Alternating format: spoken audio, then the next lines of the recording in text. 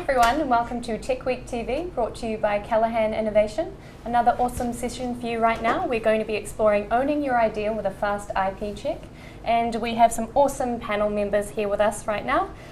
We have Tim Renner, who is the Senior Stakeholder Awareness Advisor from the Intellectual Property Office of New Zealand, Gina Choi, who's the Senior Trademark Examiner, and Gabby Cowsall, who is the Biotech Patents Team Leader. So learning all about IP. Hope you're super excited.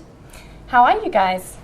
Not bad, thank you. Yeah, really good. Really good. Thanks for the introduction. So kicking off, talk us through the different types of IP that you can register in New Zealand. Yeah, there are 5 different types of IP that you can register. I think, first of all, I want to say you have to register it with us, with the Intellectual Property Office of New Zealand. There's no other place in New Zealand where you can register it to get IP rights. So the IP Office of New Zealand was one of the first in the world to become 100% online. So you need it online, and everything comes in through our online portal and comes to our fabulous examiners. Our core function is we own the registers. So if you want to know if someone else has a trademark or someone else has a patent, all of those registers are actually online as well, and it's free to search them, and you can find out what your competitors are doing and get a really good sense of what's available for you to register. So for the people at home watching that maybe don't know anything about this topic at all, I would like to know, I guess, what's the point of the Intellectual Property Office, and what is IP, and then we can get into trademarks and patents and all of those good things. Yeah, so it's really great to be here because we get to lift the bonnet and do the nuts and bolts on exactly those points. The Intellectual Property Office is, we take registration in 5 types of IP, and they are patents, trademarks, designs, plant variety rights, and geographical indications. So the last one is like for wines and spirits, it locates them. Sort of like champagne, but in New Zealand. Yeah. Gotcha. Yeah. So then, I guess, what's a trademark? So maybe I can answer Yep. that question. So trademarks are normally recognisable words, slogans, or logos. So it's what identifies your goods, and it's what distinguishes your products from your competitors in the marketplace. It's basically your brand. Brand is another word that you can interchangeably use. And why would you want to protect that? Like, kind of what's the point? Tim, can you answer that? yeah, I mean that's really interesting in this day and age because when businesses were all about bricks and mortar, then you own something really solid. You're building, and people knew where you were and what you were doing. But in this day and age, we're driven by digital business, and it's all really scalable. So you need to own what your business is as it reaches out across what your target market is. So it's increasingly a really important thing to own, and particularly because of the limitations around what you can register as IP. So I've said what you can register, but there are also a bunch of things that you can't register. What can't you register? So the first thing that you can't register is everything which is copyright, which you do get as a right. It's an automatic right. So copyright includes we know that it includes films and books and songs and plays and also images, but importantly it also includes software. Other things that you can't register that are really important are trade secrets. So if the example that's often given is like secret recipes, you can't register that. So we all know about Coca-Cola, which incidentally is caramel and ginger, and Kentucky Fried Chicken, sorry. All of their secret recipes, yeah. They'll try to protect that through trade secrets. Where that becomes really important is, if you're developing a software business, you have like you're running ahead on your code development. That's actually copyright and a trade secret. You want to protect it. You want non-disclosure agreements around it. Yep. You can't actually register it. Okay. Yeah. And your data, and your know-how. So then, what's a patent, and why do you need to protect that? So patents tend to protect more what so it's an invention, you've come up with this, it's protecting what it is and what it does and what it's made from, things like that, less so much the look and feel of it.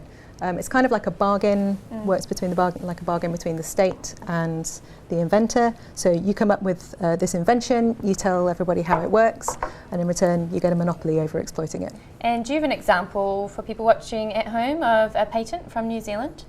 There are loads of them, to be honest. So patents will cover a really wide variety of stuff, everything from gardening implements to EpiPens to antibodies for new drug treatments.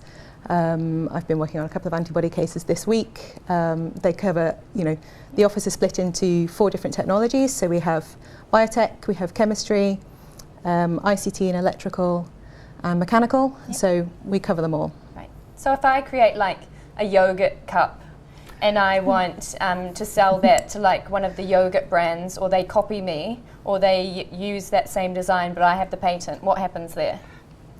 There's a small thing I need to talk about in that. Okay. Just to pull you up, you talked about patenting a design. Okay, yep. Which is really interesting. So let's take that yogurt cup. Yep. And let's say, okay, you've come up with a yogurt cup, and let's say the technology in it is actually the way the lid of that cup creates a seal so that people can reseal it. Let's say that's your idea. Sure. How does that sound? So how this all fits together, that seal has a novel and new way of performing. It has a novelty. It's an invention, so that's a patent. Use the word design. So in order to sell it, you're probably going to want that lid, which is like this new feature, to actually look bright orange, for example, and have a certain shape. It doesn't have any novel function, that part of it, but it has a really distinct look. And in New Zealand, you can register that as a design. Okay. Cool. Obviously, you're going to want to sell it, so it's got a brand identity, and that's a trademark registration. And there are some different things around that which Jenny will talk about later. You've got blurb on the cup, that's all copyright. The yogurt itself might have come from some special recipe. Special kind of milk or special kind of grass. We are world leaders in developing new kinds of grass in New Zealand, and they are all registered as plant variety rights. At this point, we don't care where that grass comes from in New Zealand. You can't get a GI for it. So we don't have Marlborough grass. Maybe we should. Maybe we should. Cool. Okay, so we've got a lot of things to cover off, but I think that was a really good example so that we could sort of explain a little bit of how it works. So let's do a bit of quick fire, and you can just, whoever wants to own the question can own the question. So what is the best way to check trademark ideas? So there are a few ways of checking your trademark ideas, but we have a new trademark search tool that is available to public, will soon be available to the public. And the website? And, yeah, this will be available on our website. So this tool, we will be giving you an overview of this later in this presentation today. Do we want to cut to the video now? Yeah, let's cut to the video. Let's show people our beta trademark check.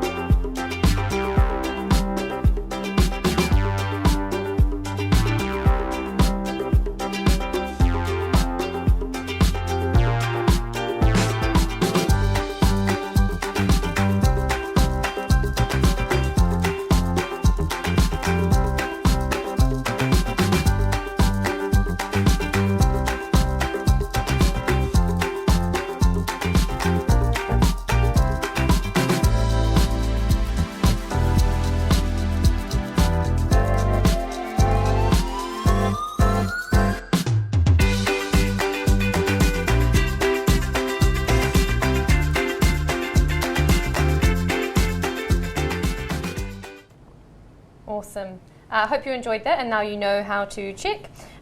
So onwards, can I trademark mouldy words? Oh yes, absolutely. There is an extra step involved with Maori words. So any trademark that contains a Maori word or Maori imagery goes before a special committee, and they will consider whether your trademark is likely to offend any Maori values. The rest of the process is basically the same as other types of trademarks. Awesome. How long does it take the trademark process usually? So the minimum it takes is 6 months through to registration, which is the final step of the registration process. So once you file it, we will make sure that your application complies with the Trademarks Act, and then it gets accepted, or we might send you a report giving you an opportunity to respond. And once all the issues are resolved, it will be accepted again. And then it gets advertised on our website, giving people an opportunity to oppose, and then it will be registered, and the minimum duration will be 6 months. Great.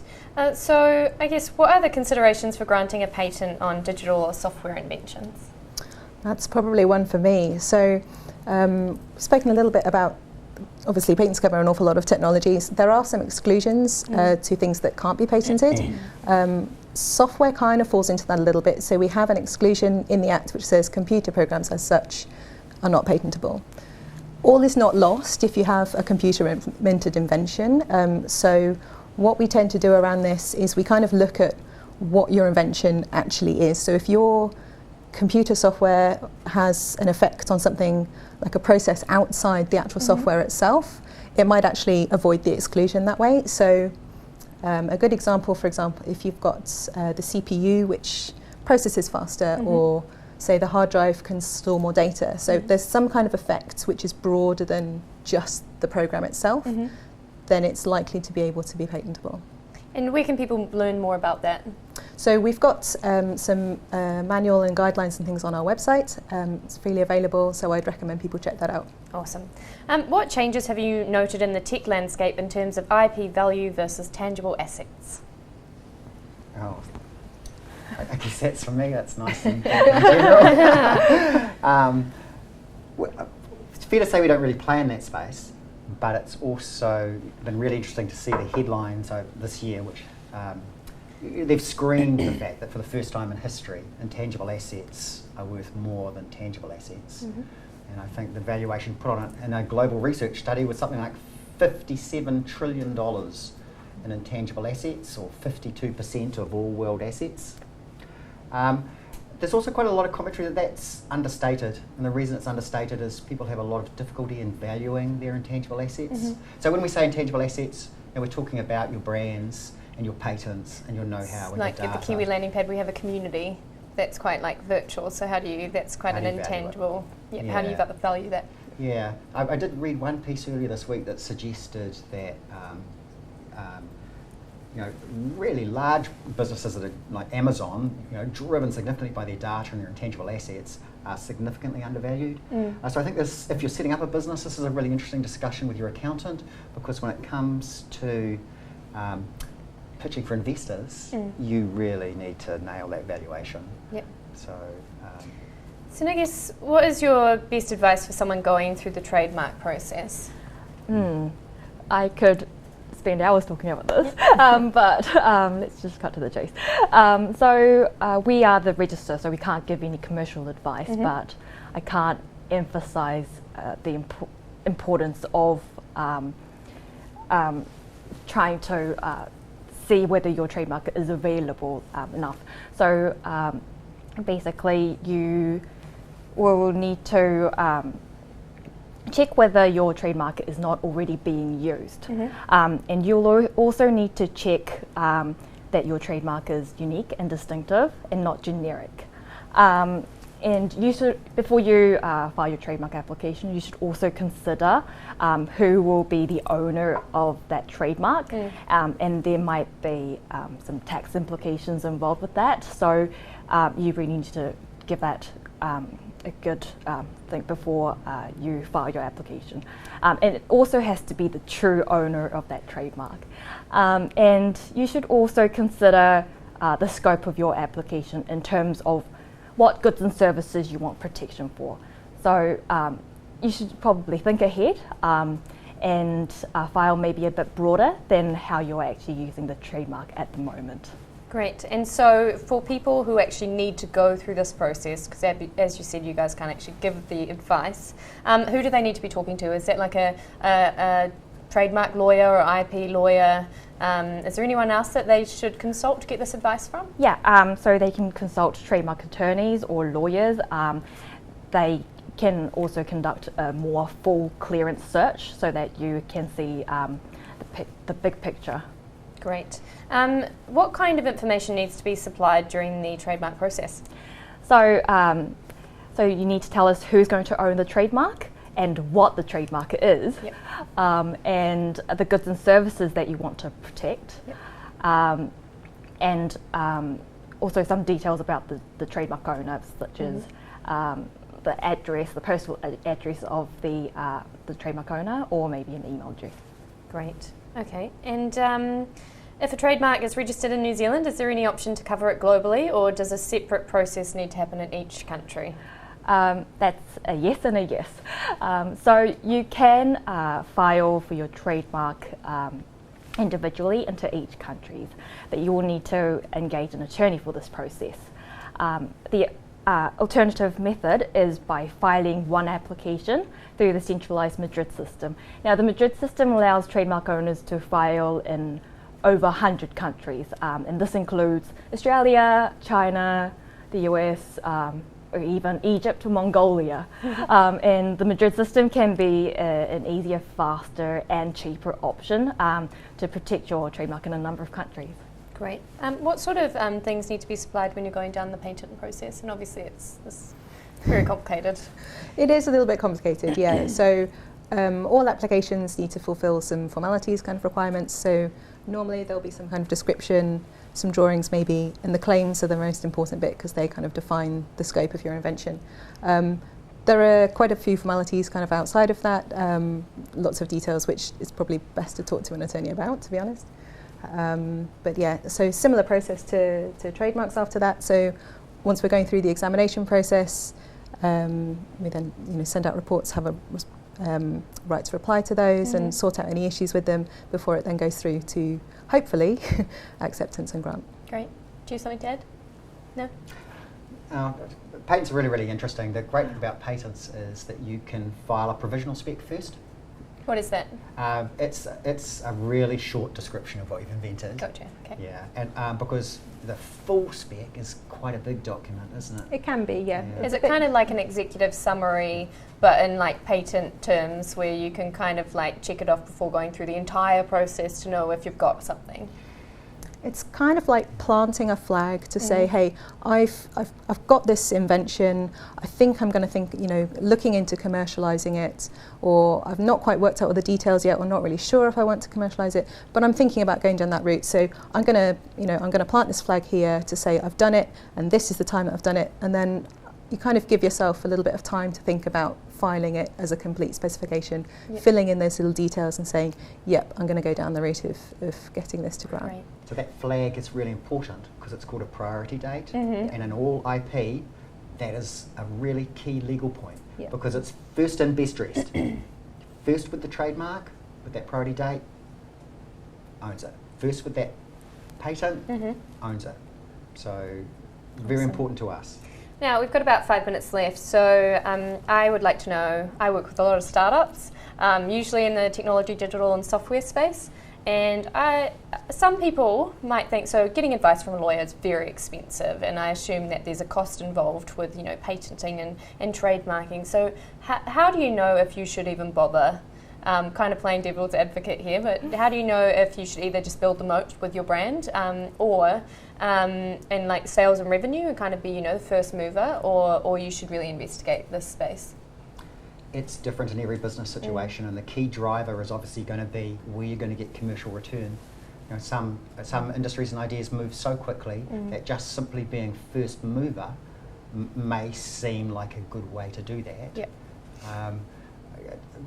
It's a really risky business proposition, not locking up your trademark. And to be honest, something that causes me a lot of frustration are the headlines I see in the papers about businesses that didn't bother to own their trademark.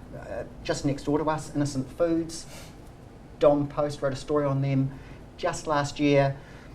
They set up their whole business on this name, then they get a cease and desist letter from Coca-Cola, who have owned that name for over 12 years. Wow, okay. You know, this is not the great little guy and the Goliath. This is actually, they own that name. Yep. You know, so you want to avoid those kinds of situations. You know, we have really great guides on our website.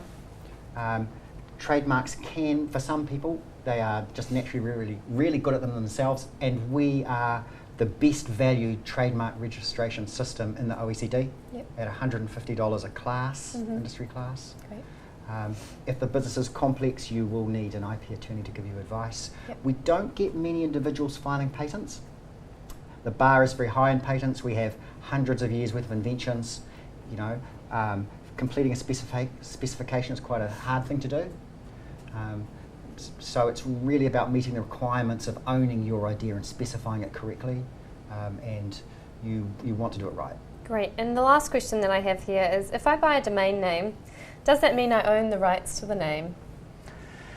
This is a common trip up for people around other names. So domain names and company names, yes, great things for you to buy. If you go out and trade with them, and if someone already owns that trademark, I'm afraid you don't own those rights, and they can legitimately send you a cease and desist and back it up with the law of the land. So your trademark law takes priority. Awesome. Thank you so much for joining us today. Can you just give us the website address for your new tool? Okay, for this week only, this is not it slices, it dices, because it's beta. So it may not dice, but it certainly slices. If you have a trademark name or logo that you want to check out, why don't you check out our trademark check beta tool? You can see it this week on posit, POSIT.NZ. Have a look. Wonderful. Thank you so much for joining us, and thank you for tuning in to Techweek TV. Have an amazing day and see you later.